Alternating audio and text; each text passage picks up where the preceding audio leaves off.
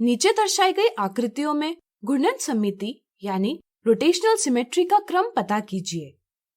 हम जानते हैं कि एक पूर्ण चक्कर घूर्णन के दौरान आकृति की स्थिति कितने बार अपनी प्रारंभिक स्थिति के जैसी दिखाई देती है, उसे घूर्णन का क्रम यानी ऑर्डर ऑफ रोटेशन कहते हैं।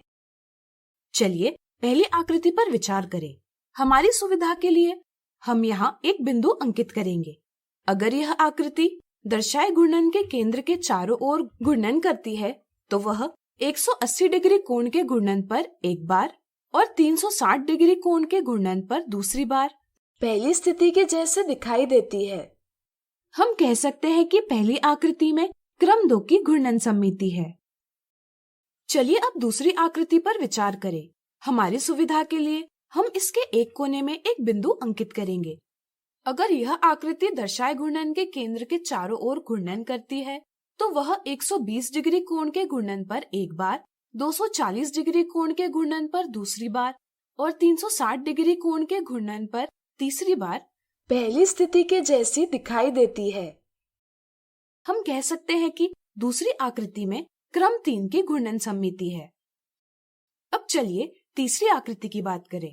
अगर यह आकृति दर्शाए घूर्णन के केंद्र के चारों ओर घूर्णन करती है तो सिर्फ 360 डिग्री के घूर्णन पर वह पहली स्थिति के जैसी दिखाई देती है, यानी कि तीसरी आकृति में क्रम 1 की घूर्णन सममिति है।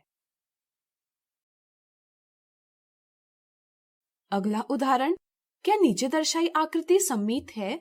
यदि है तो घूर्णन का क्रम ज्ञात कीजिए।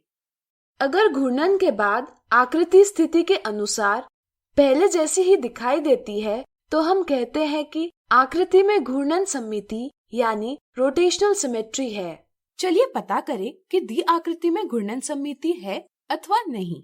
हमारी सुविधा के लिए हम यहाँ एक बिंदु अंकित करेंगे जिससे हम घूर्णन की स्थिति को समझ सके। अब चलिए दर्शाए गए घूर्णन के केंद्र के चारों ओर आकृति को घुमाते हुए ज्ञात करें कि इसमें घूर्णन सममिति है अथवा नहीं। जब इस आकृति को 60 डिग्री के कोण पर घुमाया जाता है तब हम देखते हैं कि यह आकृति की स्थिति पहले की स्थिति से हूबहू मेल खाती है। इस तरह हम कह सकते हैं कि इस आकृति में घूर्णन सममिति है। चलिए घूर्णन का क्रम ज्ञात करें।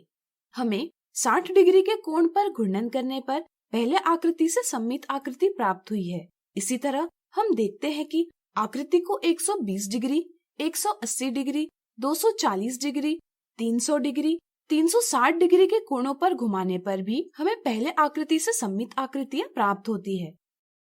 इस तरह से हम कह सकते हैं कि दी आकृतियों में क्रम 6 की घूर्णन सममिति है। इन कोणों को देखकर हम कह सकते हैं कि घूर्णन सममिति में सभी कोण पहले कोण के गुणज यानी मल्टीपल है। यह सभी स्थितियों के लिए सत्य है।